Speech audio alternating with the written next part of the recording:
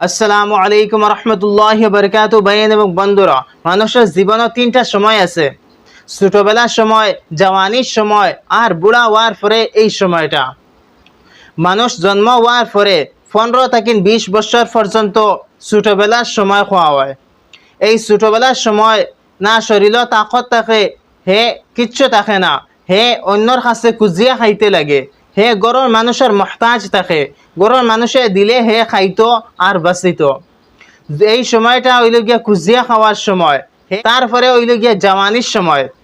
জওয়ানির সময় শরীরের মধ্যে শক্তি থাকে, শরীরের মধ্যে গরমি থাকে, শরীরের মধ্যে জোশ থাকে। এই সময় হে খেউরের পরোয়া করে না, খেউরের মহতাজ হয় না, কারণ তার শরীরে শক্তি আছে, গরমি আছে, হে নিজে খামাইতে পারে এবং নিজে খামাইয়া হে খাইতো।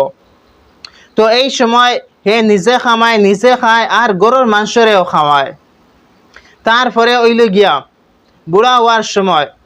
বুড়া হইয়া হারলে মানুষ যে সময় বয়স হয়ে যায়, এই সময় বড় খাতারনাক সময়। এই সময় মানুষে না খুঁজিয়া খাইতে পারে, না হে খামাইয়া খাইতে পারে। এই সময় মানুষে খুঁজে না, মানুষের কাছে শর্মিন্দগি এই যায়। তো এই সময়টা হইল গিয়া বড় মারাত্মক সময়। না খুঁজিয়া খাইতে পারবো, না খামাইয়া খাইতে পারবো, কারণ খামাইতে পারতো না, তার ভিতরে শক্তি নাই, তাকত নাই। এর লাগিন হে মানুষের কাছে খুঁজিতেও নাই, শরম। তো এই জিনিসটা খেয়াল রাখবা। যদি হে জওয়ানির সময় যদি তার সময়টারে আলতু ফালতু যায় না করিয়া, আলতু ফালতু বেকার টাইম পাস না করিয়া তার জওয়ানির সময় হে খামাইয়া রাখে যদি, তাহলে বয়স হওয়ার পরে এই খামাইয়া যে জিনিসটা রাখবো, এই জিনিসগুলা তার খামো আইব। আর যদি জওয়ানির সময় তার জওয়ানিরে বরবাদ করে, টাইম পাসের মধ্যে নষ্ট করে, তাহলে বুড়া হওয়ার পরে তার কষ্ট করা লাগবো। আর এই জওয়ানির হিসাব কিয়ামতের দিন আল্লাহ তাআলা লইবা।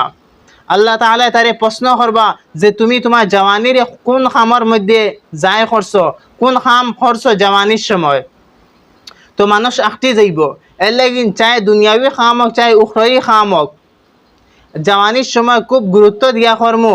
আর জওয়ানির সময়টারে বেকার করতাম না, এই জওয়ানির সময়টারে খামো লাগাইমু।